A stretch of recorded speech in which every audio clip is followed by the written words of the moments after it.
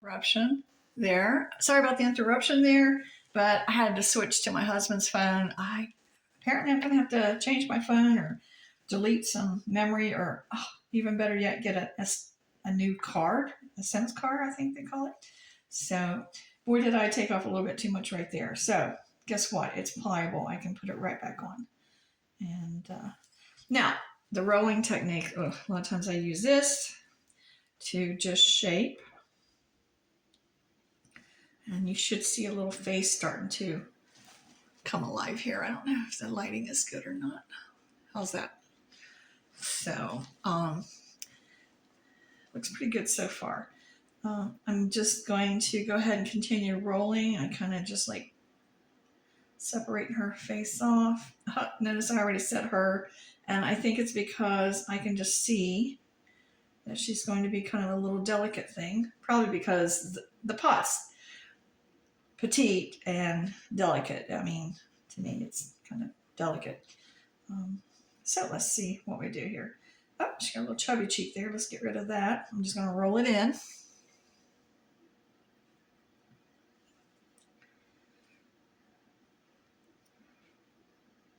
The clay is just perfect to work with at this point. So does anybody ever want a tiny pot with a face on it? I don't know.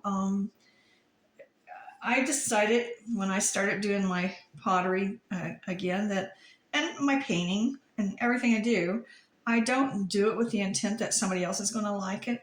I do it with the intent that I'm going to like it, because I have found that nothing takes that creative ability out of me more than having to make something because somebody else likes it.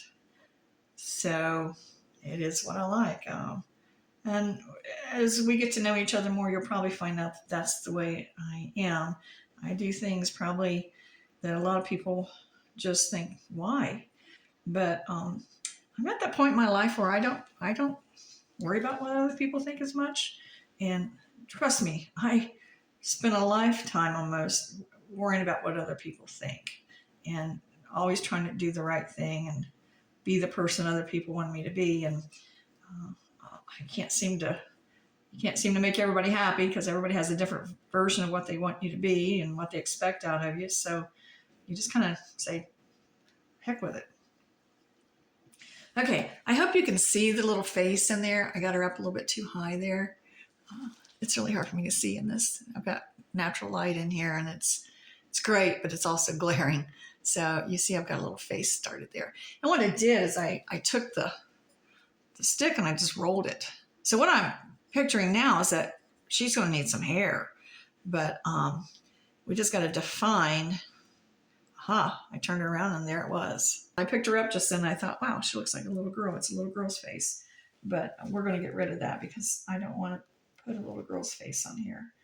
I want it to be a woman, an adult face.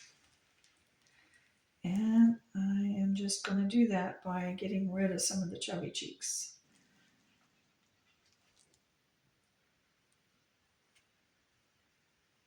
Okay. And then I'm going to slip back over here and oops, I better get my sleeves up. I'm getting all muddy.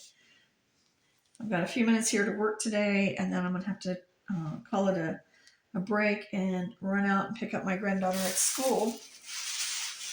And there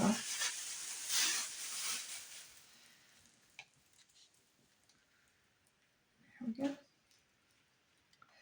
little bit more there.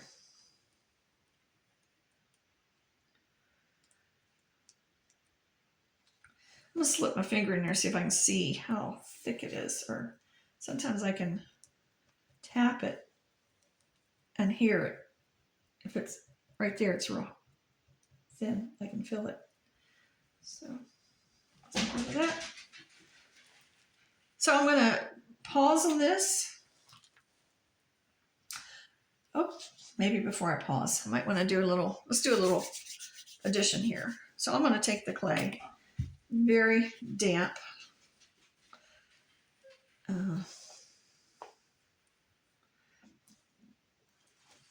And add some lips. I'm not really adding the lips. I'm just adding clay so that later on I can be more creative with her lips.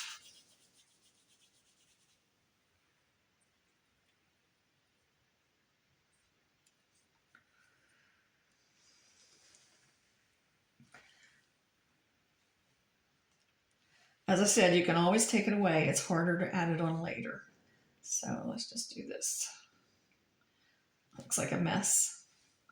Looks like bad, bad Botox. If I weren't such a coward, I guess, chicken, or too sensitive to things, I would probably have my eyes, probably not my brows, but my eyeliner, since I can't put on eyeliner. Boy, she's looking like she needs more chin there. Let's go steal some clay real quick. And then I promise you I won't have to cut it for the day. Okay, so her chin to me just did not look, it would have put her lips way up. So let's just add a little clay right here to her chin.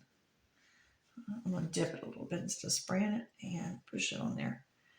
My fault, I took off a little bit too much. Again, you can add it back. You can take it off, but you can't add to it, I'm sorry. Take it off. There's another one, and there's another little sliver right there that I cut off. So you just basically relocate it. And now to get that to go back on there, I'm gonna roll it in. I will tell you that my background, most of my career, I was a dental assistant. And then at one point I went back and got further training and was able to, in our state, place restorations.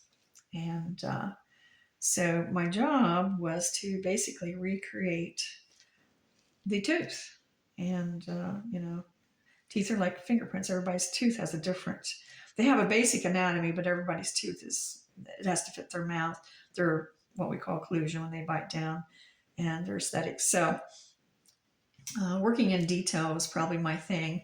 And then after a career in that, I did start teaching dental assisting at one of our schools. And I loved it, absolutely loved it. And one of the things I did with my students to teach them anatomy is we took anatomy and turned it into an art. We took everything and we tried to turn it into using clay or paints to help them retain the information that they were learning. So if they did go on to further training to, let's see, in dentistry, they could always have the ability to recreate a tooth. Okay, I am going to say goodbye.